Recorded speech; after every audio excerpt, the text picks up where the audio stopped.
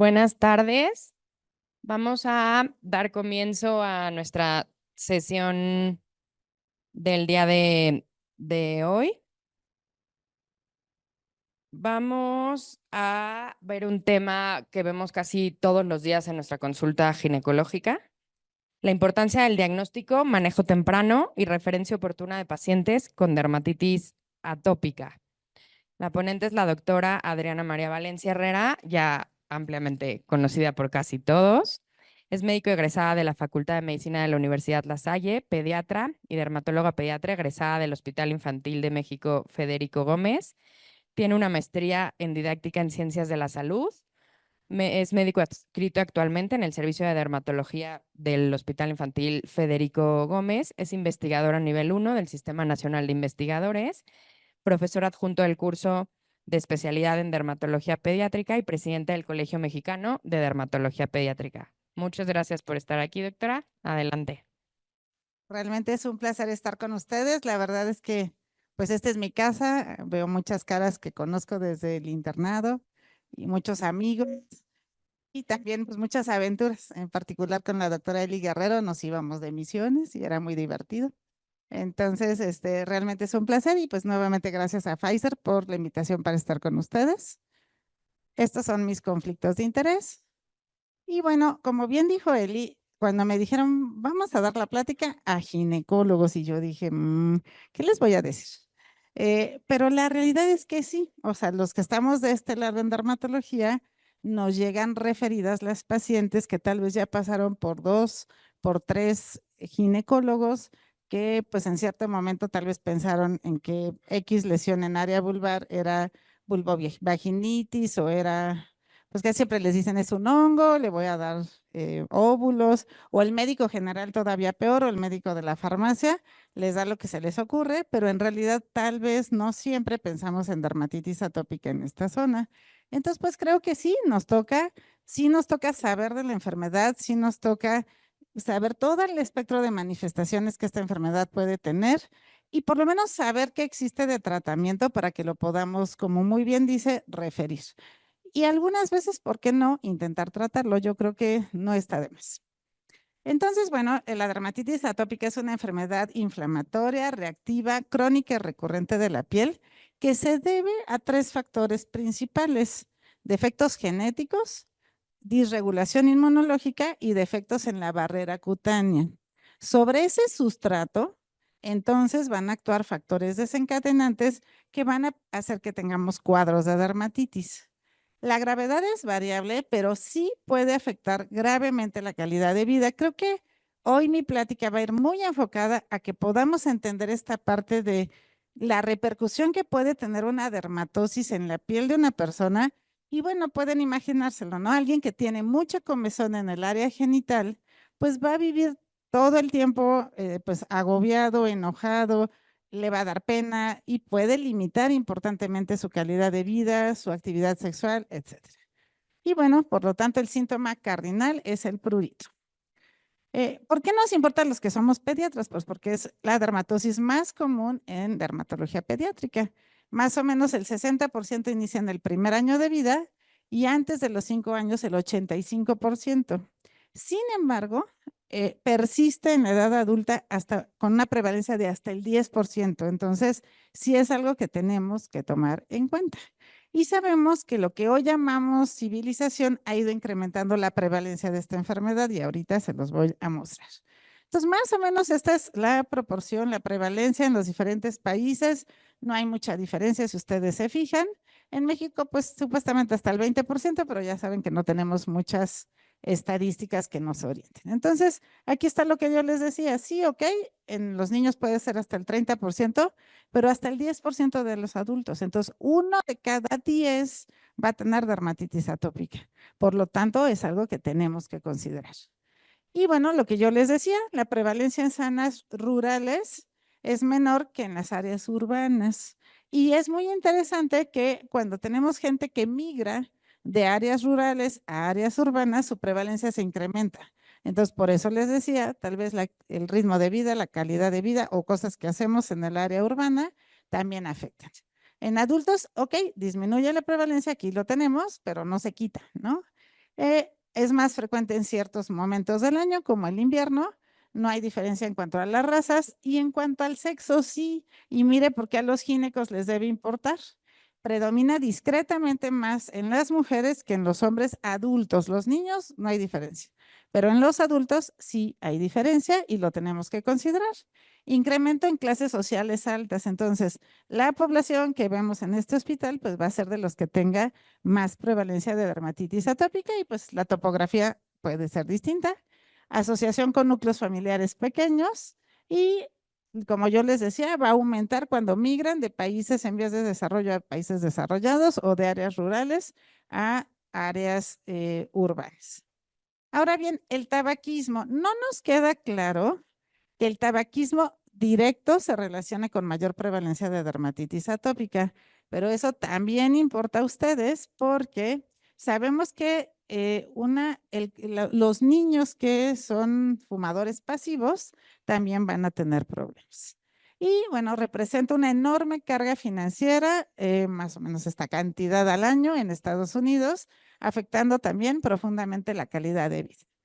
Por lo tanto, es muy reconocido el impacto médico, económico, social de las enfermedades alérgicas, y aquí metemos a la dermatitis atópica, afectando calidad de vida, alteración psicoemocional, ausentismo laboral, escolar y gastos por medicamentos. Estos son los niños que nosotros vemos en el Hospital Infantil de México Federico Gómez. La verdad es que, o sea, ya tengo esta población de niños y pues diríamos es una enfermedad que solo afecta a la piel, ¿será? Pues no, o sea, ya desde la piel es un problema, ¿no? Porque tenemos una sociedad que va a valorar mucho la belleza, entendida como tener una piel lisa, limpia y demás. Y entonces cuando no la tenemos así, se considera como que está sucia la piel, desfigurada, van a tener problemas en la relación social, evitación social, y eso se va traspolando incluso a la edad adulta. Y esto se los traje a ustedes.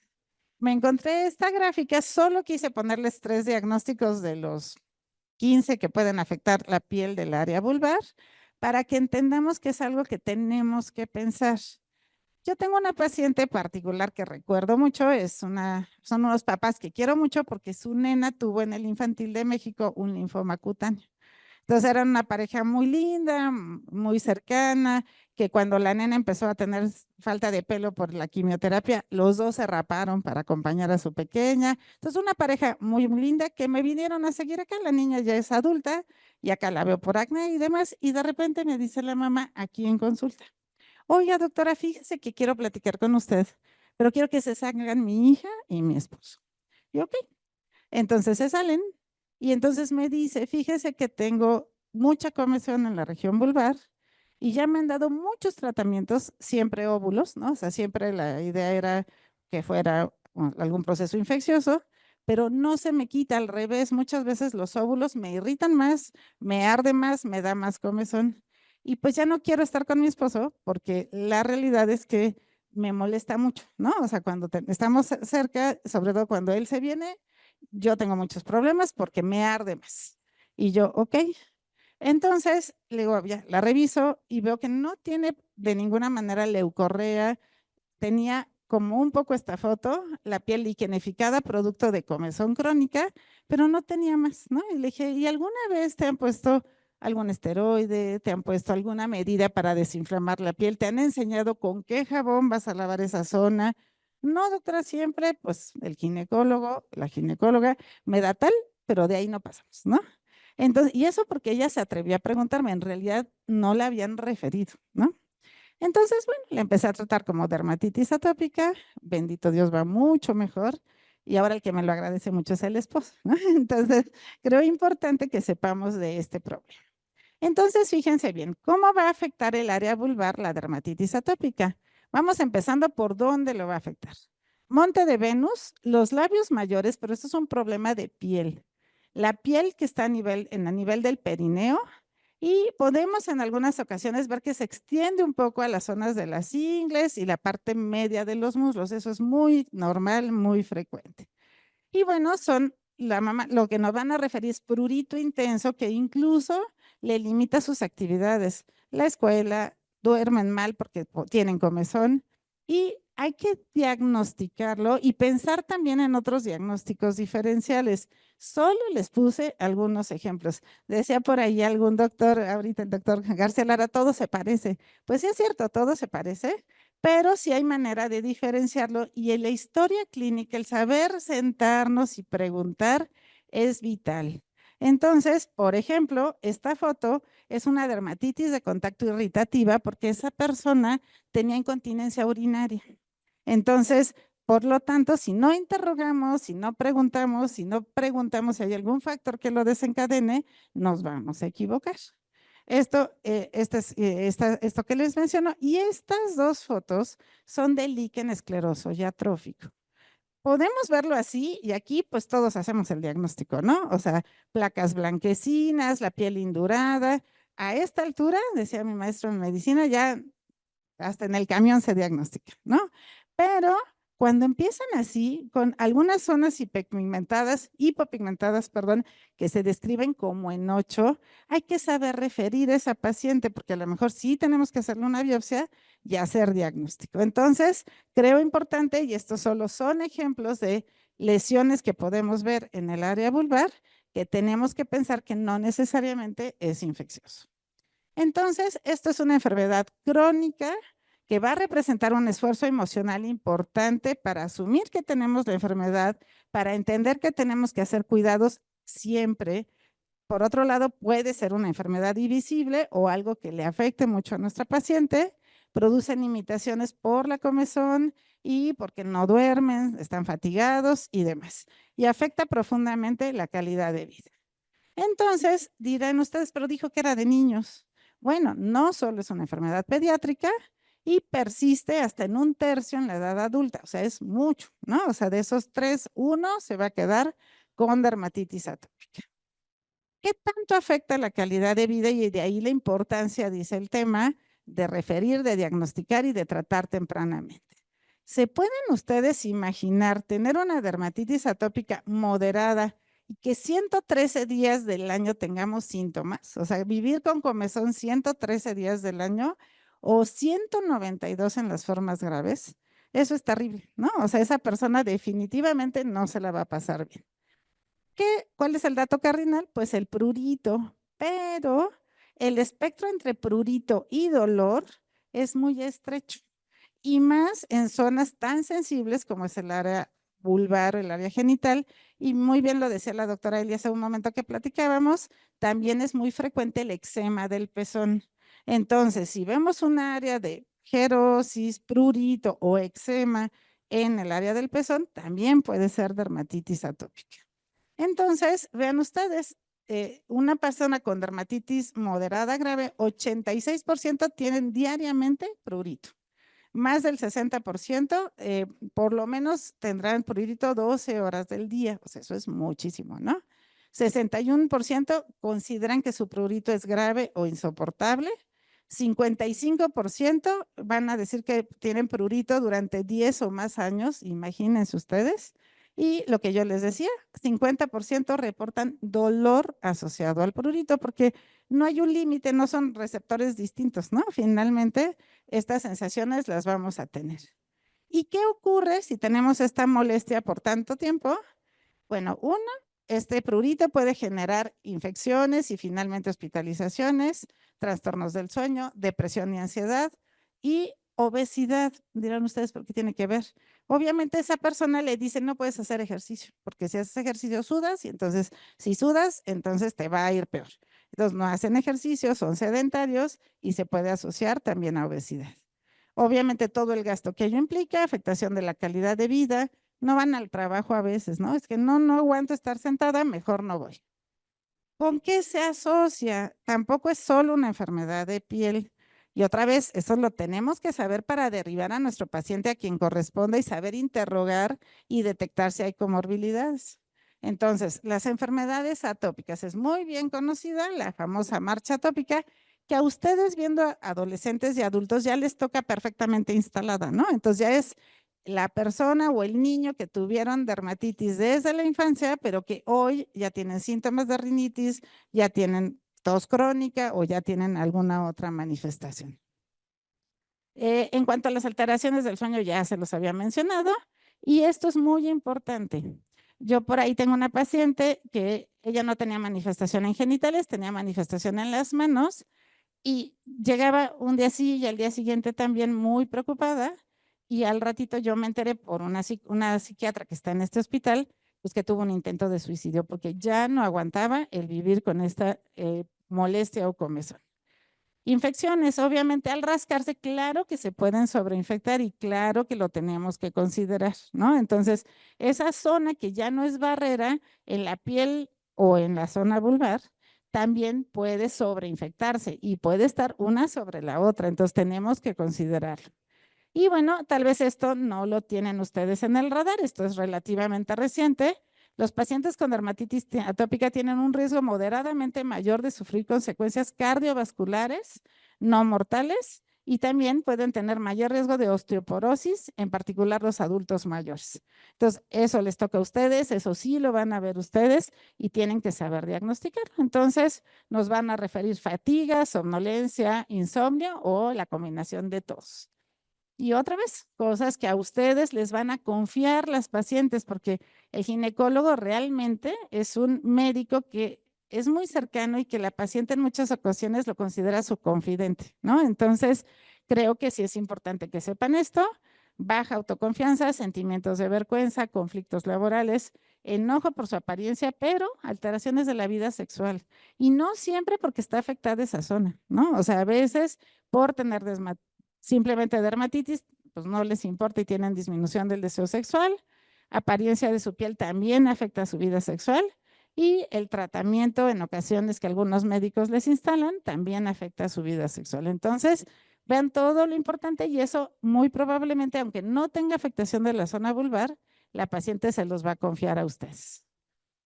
Y bueno, ya decíamos lo psicológico, ansiedad, depresión e incluso trastornos de déficit de atención. Tal vez no les va a tocar la adulta con esto, pero sí la adolescente con esto, que como no durmió, pues al día siguiente lo último que le interesa es poner atención.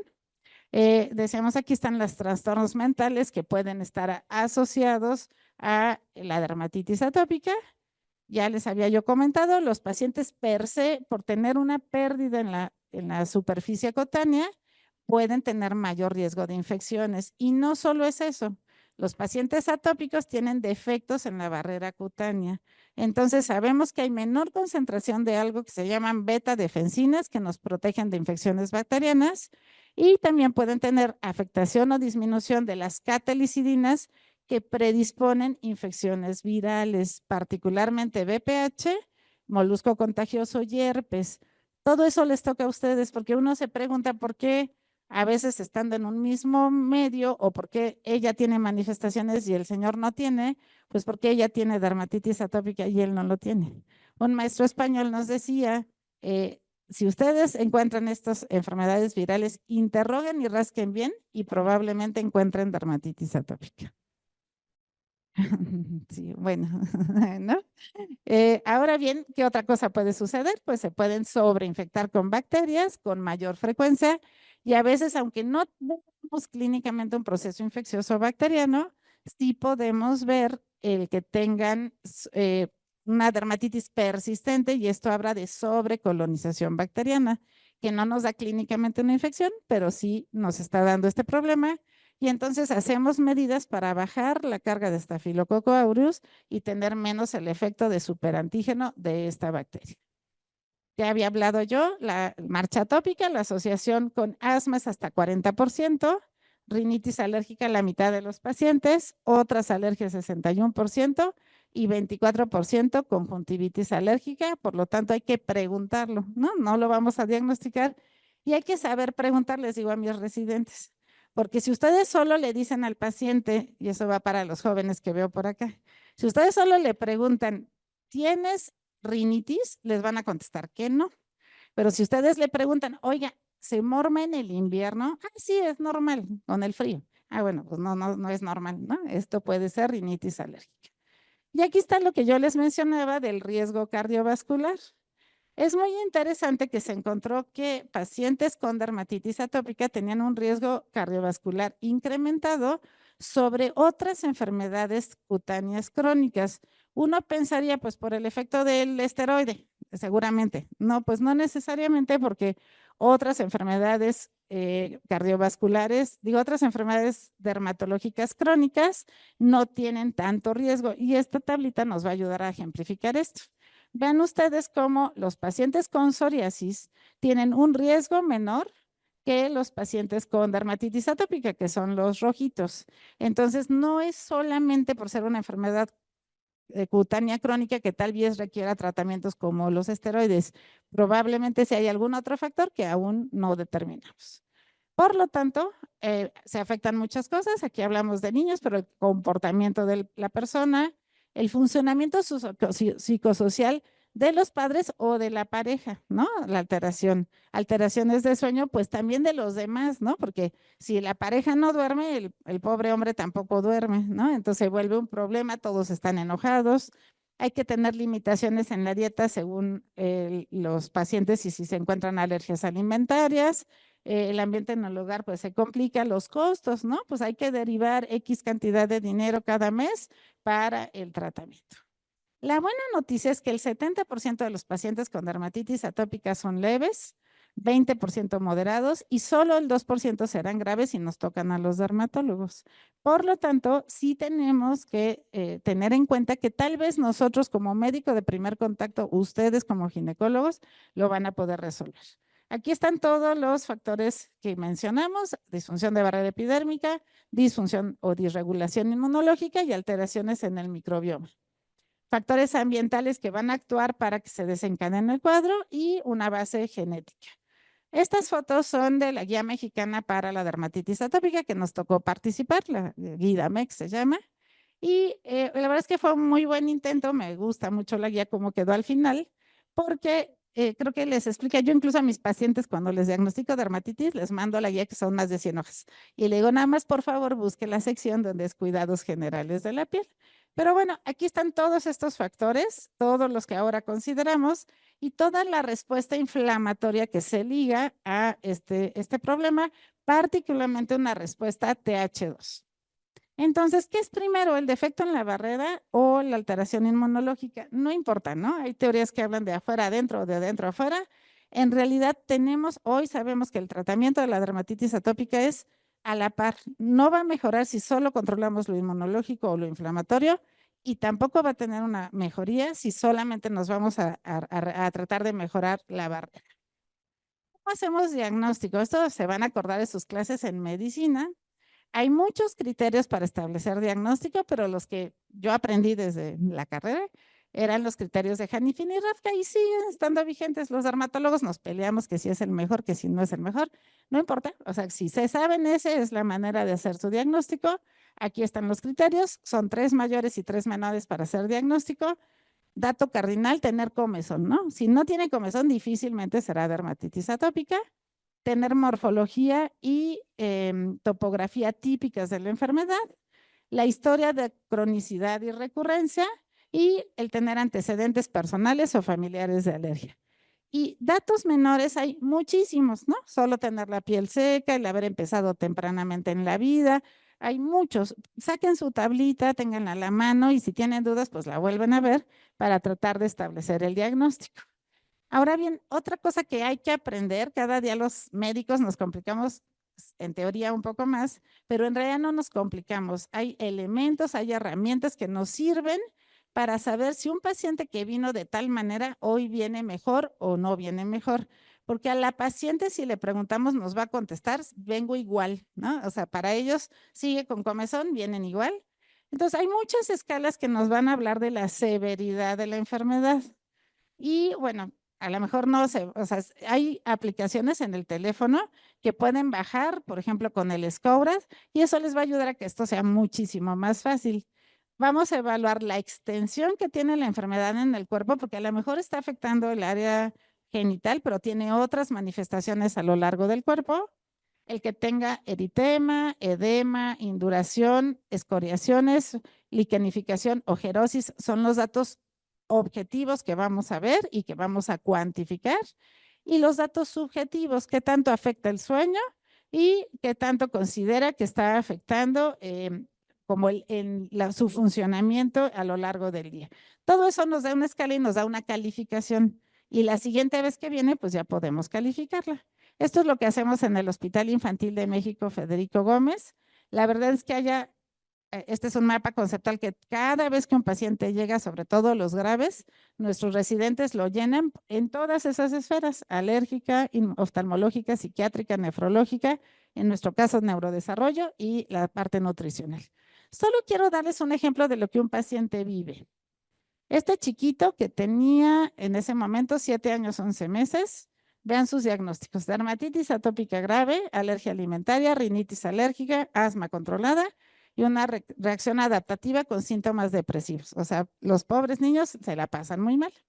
Y esto es todo lo que hacíamos en sus consultas y valoraciones. Así es, este tipo de presentaciones de cada paciente con dermatitis atópica grave en nuestro hospital.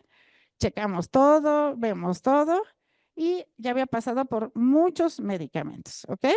Nosotros graficamos el SCOBRA, lo rojito es grave, lo amarillo es moderado y lo verde es leve. Pues la verdad es que nos costó mucho controlarlo hasta que llegó el momento en que aparecieron las terapias biológicas, ¿no? Entonces, vean ustedes cómo llegó a estar este pequeño y cómo lo pudimos tener en cierto momento a partir del 2022. Por lo tanto, ¿qué es nuestro objetivo de tratar a estos pacientes? Mejorar signos y síntomas, prevenir o reducir recurrencias, mejorar esa calidad de vida, modificar el curso de la enfermedad, disminuir la inflamación, reparar la función de barrera y evitar los factores desencadenantes. Y a mí me gusta mucho mostrarles esto. Esta es la Guía Europea de Dermatitis Atópica que salió a fines del 2023, en la cual le preguntaron a los pacientes qué esperaban. Y esto es lo que contestaron. Ellos dijeron: recomendamos que los proveedores de salud traten a cada paciente como una persona completa y no solamente a la piel, considerando la carga que la enfermedad representa en la vida de un ser humano. Y quieren que los proveedores de salud tengan tiempo, entrenamiento y recursos para educar. Y aquí les voy a contar una anécdota. Uno de mis alumnos, que considero muy brillante, un día me dice: oiga, doctora, ¿usted también tiene 2 o 3 cubículos para dar su consulta en el consultorio? Y yo me le quedo viendo y le digo: no. Y me dice: ¿por qué no, doctora? Y dije: porque la paciente o los pacientes necesitan tiempo, dedicación, sentarme con ellos y no ir brincando de consultorio en consultorio en lo que uno ve a otro y demás. Creo que es muy importante que recordemos por qué nos hicimos médicos y la atención que nos gustaría tener. Y bueno, si se puede hacer esa multitratado, pues tal vez, pero no todos los pacientes van a poder o van a necesitar ese tipo de tratamiento, y a lo mejor quieren una atención personalizada, como nos lo están diciendo aquí. Si no, no vamos a tener tiempo de darnos cuenta qué tan mal se le está pasando a nuestro paciente. Esta es la guía mexicana, está en la guía en el GUIDAMES, es el algoritmo de tratamiento, y quiero mostrarles. Lo primero es evitar desencadenantes, educación terapéutica, o sea, sentarse a explicar, control de comorbilidades y bienestar emocional. Esto viene mencionado en la guía, es todo lo que nosotros como dermatólogos debemos explicar a nuestro paciente que tiene para que entienda su enfermedad. Cada vez que venga tenemos que establecer la clinimetría, porque en realidad la evolución va a ser fluctuante. Como ese niño no siempre va a venir en leve, no siempre va a venir en moderado y no siempre va a venir en grave. Y definiremos de acuerdo a cómo venga el tratamiento que le corresponde. Hay que evitar factores desencadenantes y por lo tanto tenemos que detectarlos. A lo mejor nuestra mujer que acude al consultorio tiene dermatitis atópica y hay que explicarle que debe ser ropa interior de algodón y que la lave solo con jabón sote, ¿no? O sea, bueno, jabón de pasta. No debe utilizar suavizantes, cloro, no debe usar ropa interior que sea de ligra o que tenga algún otro material porque eso le va a irritar. Control de comorbilidades y bienestar emocional. Entonces, no en todos los momentos un mismo joven o una misma persona va a venir con las mismas manifestaciones. Vamos a ver qué es cierto y qué no es cierto de las medidas generales. Se recomienda aseo regular de la casa para disminuir el polvo, porque puede ser un alérgeno que esté involucrado, o tal vez no, en los cuadros de nuevos brotes de enfermedad. Hay que sacar a las mascotas. ¿Qué opinan ustedes? ¿Qué creen que no? O sea, los gatitos, eso sí, o sea, esta es la guía europea la que lo menciona. El gatito, ese se recomienda sacarlo porque hay más frecuencia de alergias al gato, pero el perro no. A menos que demostremos una alergia franca al pelo del pelo o a la saliva del perro, se puede quedar porque incluso el perro es terapéutico. Entonces el perro no se debe ir, ¿ok? Ejercicio, ¿qué opinan? ¿Deberán evitar el ejercicio las personas con dermatitis? No. Ellas nos van a decir, sudo y me da comezón. ¿Cuál es el remedio? Llévate una playera de algodón para que inmediatamente después de tu ejercicio te la cambies. Y si puedes, báñate inmediatamente. Y yo les digo a los chavos cuando llegan después del fútbol, llega a tu casa a bañarte, no que flojera ya hasta mañana porque te va a picar el sudor. Pero no, el ejercicio otra vez tiene muchos efectos benéficos que son más importantes que lo que puede afectar. Evitar ropa irritante, entonces de preferencia algodón o seda. Control del estrés, esto es muy importante en sus pacientes adultas, mujeres. Claramente un factor detonante es el estrés y particularmente en nosotras mujeres. Entonces hay que saberlo entender y canalizar busca ayuda, a lo mejor haz yoga, a lo mejor busca cómo canalizar tus emociones para que eso no sea un factor detonante. No se recomiendan vitaminas o suplementos, ¿no? Entonces, si nos preguntan, me dijeron que esto es muy bueno, pues no hay evidencia real que diga que eso sirve. Y dieta de eliminación que pasa mucho, o sea, de ya no tomes leche, ya no tomes gluten, ya no tomes, no tenemos bola de cristal. Si queremos saber si realmente está involucrado un alimento o algún factor ambiental, hay que mandarlo al alergólogo y detectarlo o descartarlo. En realidad, en los bebés menores de 2 años, esto es del 30%, pero en un adulto es menor del 3%. Entonces, seguramente no hay una alergia involucrada de este tipo. Ahora bien, ¿qué más tenemos que hacer? Aquí tenemos los emolientes. De repente dicen los dermatólogos solo mandan cremitas. Pues sí, sí mandamos cremitas, pero las cremitas sirven como reparadores de barrera cutánea. De esta manera evitamos la pérdida transepidérmica de agua, disminuimos la gravedad e intervenciones farmacológicas que tengamos que hacer. ¿Y cada cuánto se pone la crema? ¿Cada cuánto me voy a poner en esa zona afectada la crema? Las que se ocupen, decía el maestro Amado Saúl, le ponen crema y si en la hora ya está otra vez la piel seca, otra vez tiene comezón, otra vez crema. Entonces puede completar 8 veces al día, no hay problema. Y esto pues ya está claramente demostrado. ¿Con qué se va a bañar? ¿Qué opinan? Yo sabía que me ibas a contestar eso, por eso lo pregunté. No, los jabones neutros son alcalinos. Todos aprendimos, y yo no sé quién difundió esa información, que el jabón neutro es correcto para la piel. No es correcto para la piel y mucho menos para una piel atópica, porque la alcalinidad tiende a quitar la grasita de la piel, produce gerosis, tiene mucho efecto surfactante. Entonces necesitamos jabones de los que llamamos Sindet o diarmolimpiadores o tal vez alguno que esté adicionado con emolientes, yo no quiero decir marcas, ¿ok? Pero no neutros. Los neutros sirven para un adolescente que le quiero quitar la grasita de la cara, pero no para un área genital, ¿ok? Y bueno, el pH debe ser entre 4,5 y 5,5, o sea, no alcalinos. Y deben, aquí dice, ¿no? El menor número de ingredientes libres de colorantes e irritantes. Ahora sí, ¿cómo voy a controlar un brote? Un brote se debe manejar con medidas antiinflamatorias y esto va a ser más o menos por 2 a 3 semanas. Y todas las medidas antiprurito que podamos tener, que ahorita las vamos a revisar. Me gusta mucho este cuadrito porque nos muestra todas las opciones tópicas que existen y bueno, el día de hoy vamos a revisar particularmente. El primer manejo que conocimos fueron los esteroides. Esteroides tópicos, sí sabemos que disminuyen los queratinocitos, la mitosis de queratinocitos, regulan los factores de crecimiento, sí van a causar un efecto antiinflamatorio, pero tienen muchos efectos secundarios, ¿no? Atrofia, estrías y algunas otras alteraciones, ¿no? Entonces, les tenemos que tener respeto y saber los efectos secundarios que pueden generar. Inhibidores tópicos de calcineurin, ¿cuál es el problema? En muchas ocasiones, y más para los que manejan área vulvar, les causa irritación. Entonces le ponen un inhibidor tópico de calcineurin y la paciente no se lo pone porque le arde, le molesta. Pero tenemos una opción, que es la que les voy a platicar el día de hoy, que es el crisaborol. El crisaborol es un ungüento al 2%. Esta molécula es un inhibidor tópico de la fosfodiesterasa 4. Ahorita les voy a explicar qué es eso. y está basada en boro, es una pequeña molécula en realidad. Tiene función antiinflamatoria en dermatitis atópica y por eso le estamos indicando. ¿Cómo va a actuar? Bueno, ¿qué es la fosfodiesterasa 4? Por ahí vamos a empezar. Estas son isoenzimas predominantes que van a degradar el AMP cíclico y por lo tanto al reducir los niveles intracelulares de AMP cíclico van a incrementarse los factores proinflamatorios, particularmente los TH2. Y de esta manera pues generan o se asocian a inflamación. Si nosotros inhibimos estas fosfodiesterasas 4, vamos a obtener una disminución en todos estos factores de inflamación y por lo tanto vamos a hacer que las enfermedades como dermatitis atópica mejoren. Hoy por hoy ya estamos encontrando otras indicaciones para este medicamento. ¿Qué tiene de ventajas esta molécula y esta presentación?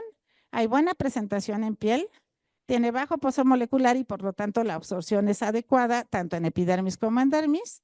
Tiene un metabolito rápido y los metabolitos son inactivos, entonces no se va a quedar eternamente ni va a hacer toxicidad. Y los metabolitos se van a eliminar por riñón.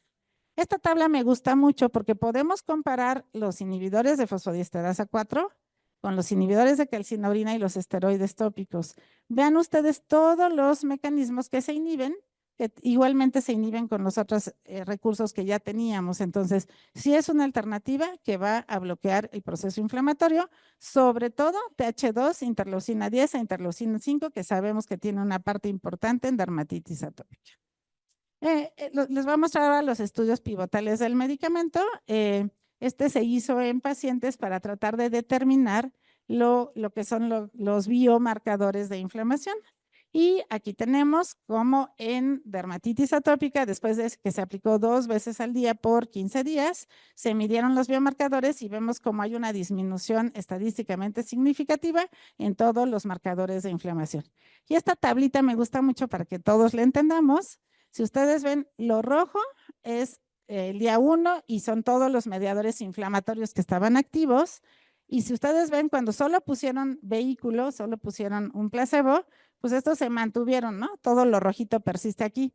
Mientras que cuando se puso crisaborol desde el día 8, ya vemos cómo prácticamente todos se habían inhibido y esta inhibición se mantuvo en el día 15. Entonces, ¿cuáles son los inmunomarcadores que disminuyeron? Interleucina 1F, interleucina 10, interleucina 34, interleucina 37.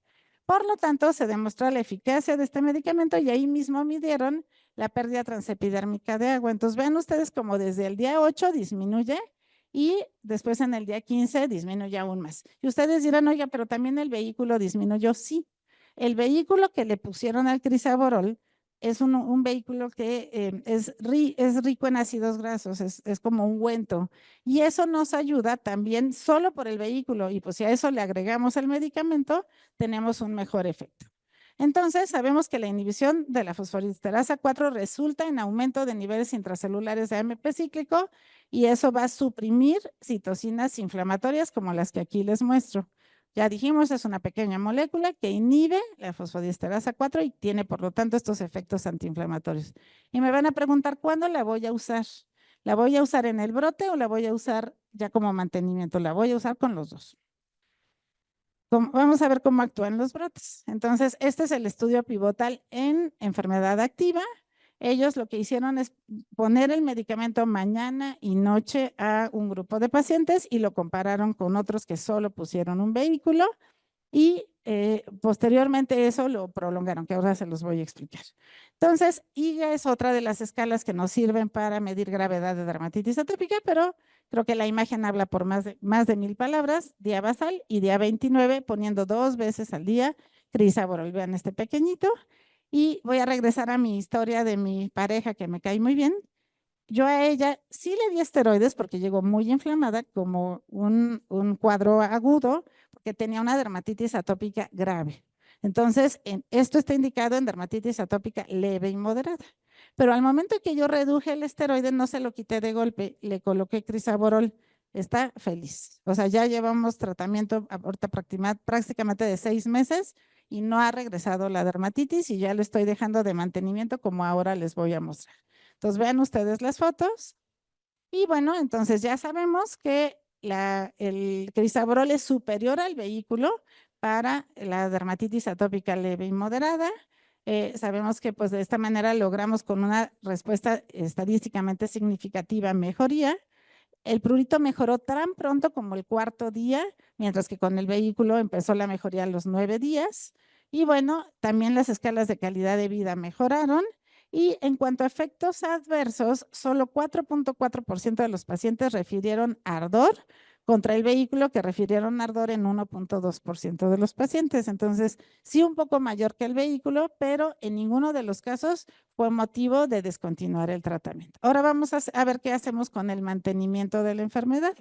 Sabemos que por este estudio que se puede usar a largo plazo, entonces, una vez que se había concluido los primeros 28 días de tratamiento, se mantuvo el tratamiento por 48 semanas. Aquí se pasó a aplicarlo una vez al día, ¿no? Entonces se reevaluaron y estos son los resultados. Sabemos que el promedio de días sin brotes durante el periodo doble ciego fue significativamente mayor en aquellos que tuvieron crisaborol que aquellos que solamente fue vehículo. El número medio de brotes también fue menor y no se observó una tendencia clara en el mantenimiento de respuesta al prurito en estos pacientes. En cuanto a los efectos secundarios, fueron exactamente el mismo porcentaje, 4% refirieron ardor, y algo que puede ayudar es colocar la crema en el refrigerador o poner primero un emoliente. O sea, ponen primero un emoliente y encima el crisaborol y eso hace que lo toleren mejor. Y bueno, de esta manera podemos decir que mejora en el mantenimiento para mantener al paciente sin brotes. Por lo tanto, el crisaborol administrado una vez al día, 52 semanas, retrasó la aparición del primer brote y resultó en un número significativamente mayor de días sin brote comparados con el vehículo. Y estas son nuestras conclusiones. Es un inhibidor tópico de la fosfodiesterasa 4, es una pequeña molécula basada en boro, tiene efecto antiinflamatorio, aumenta MP cíclico y disminuye todos estos factores de inflamación. Es seguro y eficaz en todas las fases de la enfermedad y este se encuentra aprobado para mayores de 3 meses, eso nos toca a los pediatras. Entonces, vean ustedes la respuesta con crisaborol. Pues muchas gracias y los invito a los que les interese la dermatología al Congreso Nacional de Dermatología Pediátrica en Mérida. Muchas gracias.